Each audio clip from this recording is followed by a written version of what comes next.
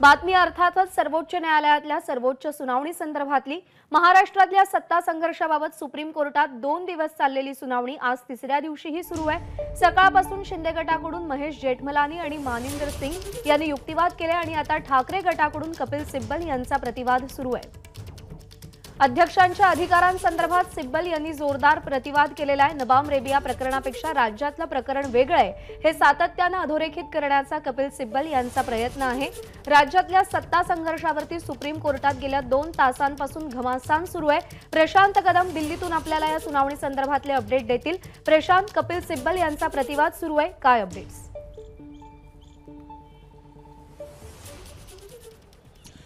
नबाम रेबियाच्या अचूकतेचा संबंध महाराष्ट्राच्या केसमध्ये उद्भवत नाही असं सरन्यायाधीशांनी जेव्हा सुनावणीच्या दरम्यान म्हटलं, त्याच्यानंतर कपिल सिब्बलांचे हे एकापाठोपाठ एक प्रभावी असे युक्तिवाद चालू आहेत। आत्ता कपिल सिब्बल जो युक्तिवाद करतायत तो हा आहे की त्यांचं म्हणणं आहे नबाम रेबिया निकालाचा प्रॉब्लेम हा आहे की त्याच्यामुळे होतं असं की एक नोटीस जरी दिली अध्यक्षांना तरी सुद्धा त्यांना त्यांच्या कामापासून रोखलं जातं आणि या सगळ्या निकालाचे मग गंभीर परिणाम होतात, जसं की ते महाराष्ट्राच्या केसच्या बाबतीत झालेले आहेत। त्यांनी त्या 21 तारखेच्या नोटीसचा उल्लेख केला की ज्याच्यामध्ये खरं तर अध्यक्षांनी तोपर्यंत अपात्रतेची कारवाई सुद्धा सुरू केलेली नव्हती। ही कारवाई सुरू करण्याच्या आधीच जर त्यांना नोटीस दिली जात असेल आणि त्यांचे हात जर बांधले जात असतील तर नबाम रेबियाच्या निकालाचा हा एक प्रकारे गैरफायदा आहे हे त्या सांगण्याचा प्रयत्न कपिल सिब्बल यांनी केलेला आहे। शिवाय त्यांनी 1992च्या किहोतो होलोहान जजमेंटचा सुद्धा उल्लेख केलेला आहे। त्या जजमेंटमध्ये काय सांगितलेलं होतं की अपात्रतेसंदर्भात निर्णय घेण्यासाठी अध्यक्ष जे आहेत ते खूप म्हणजे त्यांचे अधिकार सर्वोच्च आहेत। पण या केसमध्ये काय झालं, 27 जूनला सुप्रीम कोर्टाने एक ऑर्डर केली आणि ज्याच्यामुळे अध्यक्षांना हा निर्णय घेऊ दिला गेला नाही। 12 जुलैपर्यंतची वेळ दिली आणि दरम्यानच्या काळामध्ये सरकार कोसळलेलं होतं, त्याच्यामुळे इथं सुद्धा अध्यक्षांचे हात एक प्रकारे कोर्टाच्या निर्णयामुळे बांधले। आता त्याच्यावरती या युक्तिवादावरती न्यायमूर्ती नरसिंहा यांनी परत एकदा काही प्रश्न त्यांना विचारले की जर तुम्ही असं म्हणताय की हे समजा एक वेळ असं धरून चाला की हे डिफेक्शन नाहीये, म्हणजे हे पक्षांतर नाहीये, तर एक प्रकारची रिअलाइनमेंट आहे की ज्या केसमध्ये मुख्यमंत्री जे आहेत ते मायनॉरिटीमध्ये आलेले आहेत आणि अशा वेळी जर परिस्थिती बघून स्वतःला वाचवण्यासाठी जर ही नोटीस दिली गेलेली असेल अध्यक्षांना आणि त्यावेळी मग अध्यक्षांनी जी आहे ती या सगळ्या कारवाईपासून लांब राहणं ही कृती योग्य आहे का? तर त्याच्यावरती सिब्बल असं म्हणतात की ज्यावेळी तुम्हाला अशा पद्धतीची नोटीस दिली जाते, म्हणजे अध्यक्षांना नोटीस दिली जाईल आणि अध्यक्षांना परत अपात्रते संदर्भातले जर निर्णय घ्यायचे असतील तर ते घेऊ शकतात, कारण कायदा जो आहे तो या पद्धतीचा आहे।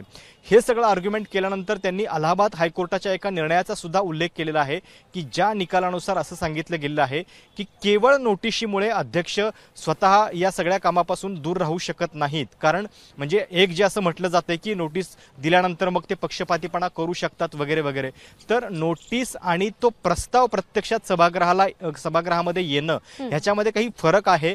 एक नोटीस तर कुणीही देऊ शकतं, एक आमदार सुद्धा मग अशा पद्धतीची अविश्वास प्रस्तावाची नोटीस देऊ शकतं, तर या नोटिशीमध्ये आणि त्या प्रत्यक्ष प्रस्तावाच्या चर्चेत येण्यामध्ये फरक आहे।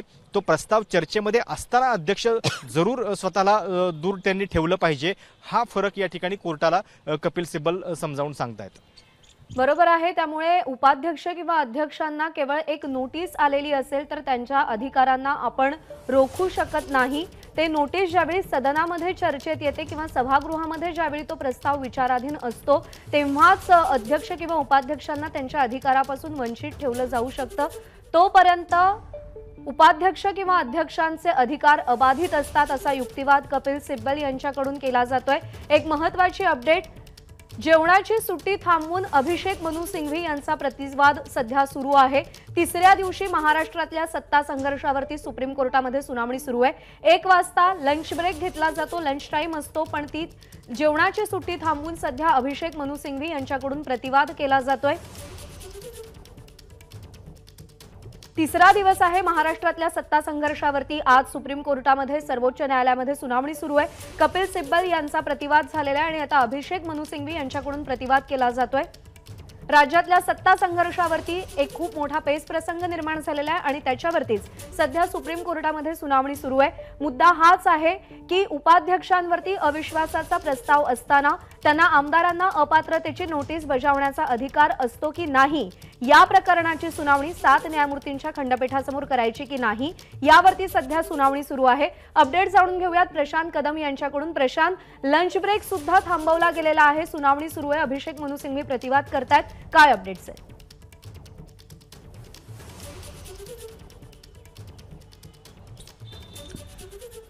ज्या अर्थी लंच ब्रेक थांबवलेला आहे त्या अर्थी अजून 15 मिनिटं युक्तिवाद होऊ शकतात आणि कदाचित पोस्ट लंच मग घटनापीठ बसणार नाही, त्याच्या आधीच ही सुनावणी जी आहे ती पूर्ण होऊ शकते आणि मग निकाल जो आहे तो एकतर ते ओरली सांगतील किंवा राखून ठेवतील आणि मग नंतर सांगतील। पण 1 वाजता एरवी कामकाज संपतं, पण ते आज संपलेलं नाहीये।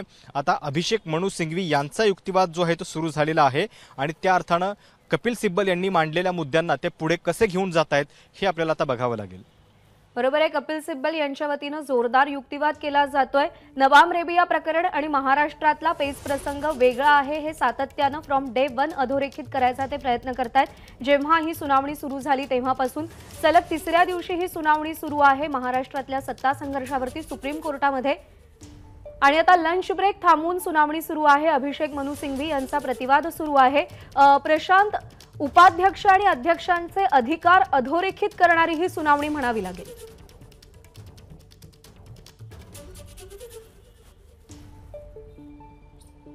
नक्कीच, आणि अभिषेक मनु सिंघवी यांनी आपल्या युक्तिवादाची सुरुवात या मुद्द्यावरनं केलेली आहे की महेश जेठमलानी जे ठाकरे गटाचे वकील आहेत ते असं म्हणत होते की हे सगळं प्रकरण जे आहे ते नबाम रेबियाच्या मुद्द्यावरती विस्तारित पीठाकडे द्यायची गरज नाहीये, पण कदाचित त्यांच्या स्वतःच्याच ज्या याचिका आहेत तर त्याच्यामध्ये वारंवार या सगळ्या संदर्भातले उल्लेख नबाम रेबियाचे आलेले आहेत आणि त्यामुळं त्यांना चुकीचा ॲडवाइस दिला गेलेला आहे असं एक प्रकारे मिश्किल टिप्पणी अभिषेक मनु सिंघवी यांनी केलेली आहे।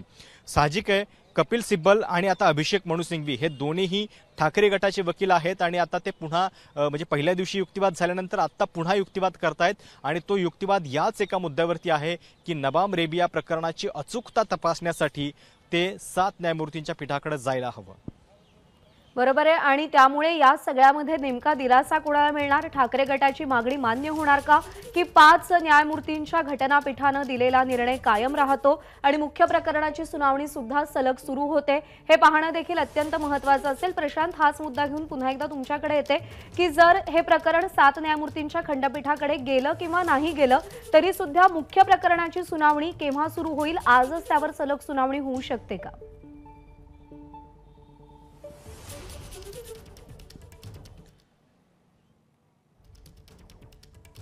पीठाकडे जातं की नाही याच्यावरती बरंच काही अवलंबून आहे, कारण जर हे प्रकरण 7 न्यायमूर्तींच्या पीठाकडे गेलं तर हा जो एक मुद्दा आहे अविश्वास प्रस्तावाची केवळ नोटीस आल्यानंतर मग स्पीकर आपलं काम करू शकत नाहीत का, या मुद्द्यावरचा निर्णय जो आहे तो या संपूर्ण केसवरती खूप महत्त्वाचा असणार आहे। आणि जसं कपिल सिब्बल यांनी सुद्धा मगाशी सांगितलं की मुळामध्ये ही जी नोटीस पाठवली गेलेली आहे अविश्वासाची तर ती अशा वेळी पाठवली गेलेली आहे 21 जूनलाच की ज्या दिवशी अपात्रतेसंदर्भात कुठलीही कारवाई उपाध्यक्षांनी सुरू केलेली नव्हती आणि त्यामुळं या सगळ्या जे पूर्वग्रह दूषित अशा पद्धतीचे जे हेतू आहेत ते थांबवले गेले पाहिजेत, ही त्यांची या ठिकाणी मागणी आहे।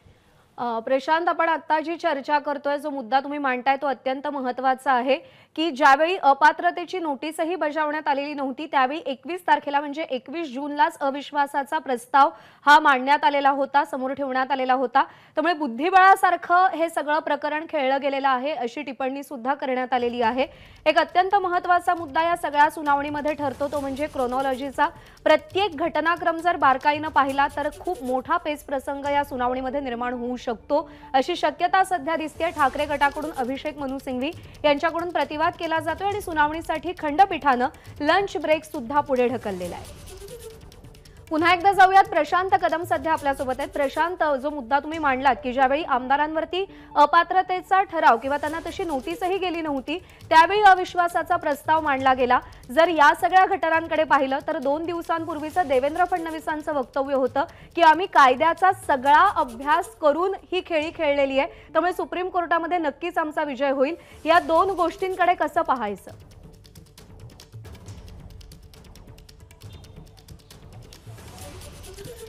नक्कीच खरं तर दावे प्रतिदावे बाहेर खूप केले जातात, पण कायद्याच्या कसोटीवरती नेमकं काय महत्वाचं आहे? कारण हा निकाल जो आहे तो केवळ महाराष्ट्राच्या बाबतीत नाहीये. म्हणजे जसं कपिल सिब्बल यांनी पण सांगितलं की या एका निकालामुळे मग भविष्यातल्या सुद्धा काही वाटा ज्या आहेत त्या ओपन होतात, त्याच्यावरती खूप परिणाम होऊ शकतो. जर अशी मुभा काही निकालामध्ये मिळाली किंवा जर घटनात्मक दृष्ट्या काही पळवाटा जर सापडल्या, तर मग राजकीय पक्ष जे आहेत ते या निकालाचा फायदा घेऊन भविष्यामध्ये पावलं उचलू शकतात आणि त्यामुळं हा निकाल जो आहे तो घटनात्मकदृष्ट्या खूप आव्हानात्मक आहे.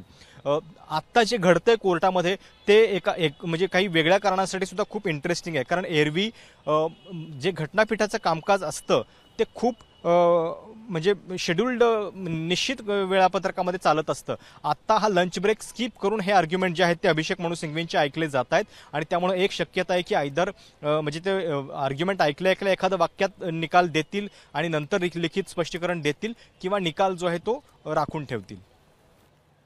त्यामुळे आता हे प्रकरण 7 न्यायमूर्तींच्या खंडपीठाकडे जातं का, या संदर्भात सर्वोच्च न्यायालयामध्ये काय नेमका निर्णय घेतला जातो, सर्वोच्च न्यायालय काय टिप्पणी करतं हे पाहणं महत्त्वाचं आहे. लंच ब्रेक पुढे ढकलण्यात आलेला आहे. अभिषेक मनु सिंघवी यांच्याकडून प्रतिवाद केला जातोय. सातत्यानं नबाम रेबिया प्रकरणाचा दाखला दिला जातोय.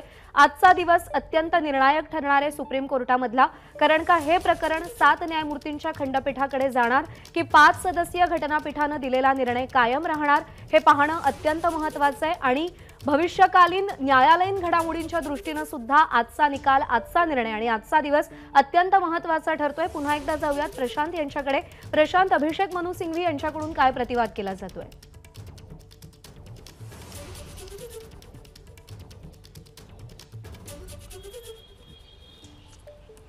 सुनावणीचा हा तिसरा दिवस आहे आणि सलग तिसऱ्या दिवशी ही सुनावणी सुरू आहे. पहिल्या दिवशी ठाकरे गटाच्या वतीने युक्तिवाद झालेले होते. कपिल सिब्बल, अभिषेक मनु सिंघवी, त्याच्यानंतर देवदत्त कामत या 3 वकिलांनी आपलं म्हणणं मांडलेलं होतं. काल आपण बघितलं की हरीश साळवे, त्याच्यानंतर नीरज किशन कौल आणि तुषार मेहता यांचं म्हणणं झालं. आज सकाळी आपण बघतोय 11 वाजल्यापासून सुरुवातीला महेश जेठमलानी, मग नंतर काही वेळासाठी मणिंदर सिंह, त्याच्यानंतर सिद्धार्थ भटनागर या वकिलांनी आपली बाजू मांडली आणि एक प्रकारे त्याच्यानंतर रिजॉइंडर सुरू झाले. कपिल सिब्बलांनी पुन्हा ठाकरे गटाच्या वतीनं काही पुरवणी युक्तिवाद जो आहे तो केला आणि आता अभिषेक मनु सिंघवी जे ठाकरे गटाचे दुसरे मोठे वकील आहेत ते या सगळ्या प्रकरणावरचा युक्तिवाद करतायत. आणि कशा पद्धतीनं नबाम रेबियाचा उल्लेख मुळामध्ये या शिंदे गटानं सुद्धा आपल्या काही रिटर्न सबमिशन्समध्ये वारंवार केलेला आहे हे सांगण्याचा प्रयत्न अभिषेक मनु सिंघवी कोर्टाला करतायत. अभिषेक मनु सिंघवी यांच्या वतीनं जोरदार युक्तिवाद सुरूच आहे, पण ज्यावेळी शिंदे गटाच्या वतीनं युक्तिवाद केला गेला, हरीश साळवे यांच्या वतीनं युक्तिवाद केला गेला, त्यावेळी उद्धव ठाकरेंचा राजीनामा, बहुमत चाचणीला सामोरं जाण्यापूर्वी दिला गेलेला उद्धव ठाकरेंचा राजीनामा हाही एक महत्त्वाचा मुद्दा उपस्थित करण्यात आला. प्रशांत, या सगळ्या सुनावणीमध्ये उद्धव ठाकरेंचा बहुमत चाचणीच्या आधी दिला गेलेला राजीनामा हा किती महत्त्वाचा ठरतो?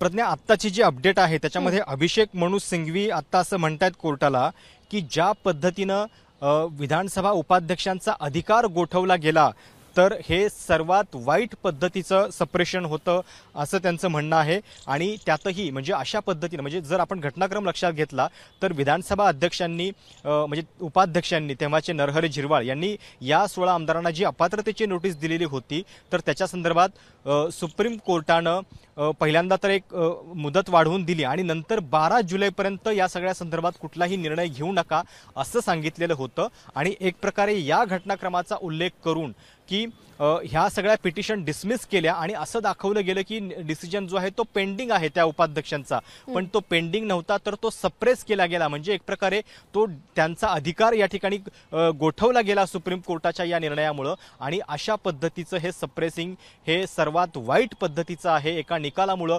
उपाध्यक्षांना स्वतःचा अधिकार बजावता आला नाही हे अभिषेक मनु सिंघवी या ठिकाणी कोर्टाला सांगतायत. आणि त्या माध्यमातून पुन्हा त्यांचं आर्ग्युमेंट हेच असेल की नबाम रेबिया प्रकरणाचा असा सरळ सरळ अर्थ न काढता त्याच्यातले काही इतर बारकावे लक्षात घेतले पाहिजेत.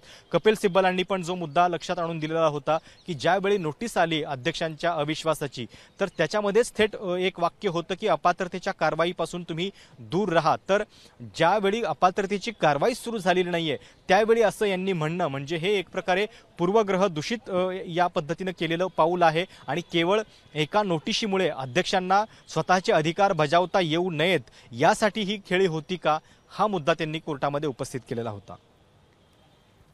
त्यामुळे अत्यंत महत्त्वाचा मुद्दा अभिषेक मनु सिंघवी यांच्याकडून उपस्थित करण्यात आलेला आहे की उपाध्यक्षांचे अधिकार गोठवण्यात आले। 12 जुलैपर्यंत कोणत्याही प्रकारची कारवाई केली जाऊ नये असा एक आदेश देण्यात आला, पण त्याच दरम्यान सरकार बदललं गेलं, मुख्यमंत्री बदलले, उपमुख्यमंत्री बदलले, विधानसभा अध्यक्ष बदलले गेले, त्यामुळे उपाध्यक्षांचे अधिकार कोर्टाच्या निर्णयामुळे गोठवले गेले असा प्रतिवाद अभिषेक मनु सिंघवी यांच्या वतीने करण्यात आलेला आहे। अत्यंत महत्त्वाच्या टिप्पणी सध्या सुप्रीम कोर्टामध्ये होताना दिसतात। कपिल सिब्बल यांचा प्रतिवाद पूर्ण झालेला आहे, अभिषेक मनु सिंघवी यांचा प्रतिवाद सध्या सुरू आहे। प्रतीक्षा आहे ती म्हणजे सुप्रीम कोर्टामध्ये आज निकाल लागणार का, आज निर्णय येणार का, हे प्रकरण 7 न्यायमूर्तींच्या खंडपीठाकडे जाणार का की 5 सदस्यीय घटनापीठाने दिलेला निर्णय हा कायम राहतो, हे पाहणं अत्यंत महत्त्वाचं आहे। या सगळ्यामध्ये नबाम रेबिया केसचा सातत्याने दाखला दिला जातोय। नबाम रेबिया प्रकरणानुसार निर्णय होऊ नयेत असं विरोधक म्हणतात। त्यांच्या युक्तिवादामध्ये वारंवार नबाम रेबिया प्रकरणाचे दाखले दिले जात आहेत असा युक्तिवाद अभिषेक मनु सिंघवी यांच्याकडून केला जातोय। पुन्हा एकदा जाऊयात प्रशांत कदम यांच्याकडे। प्रशांत,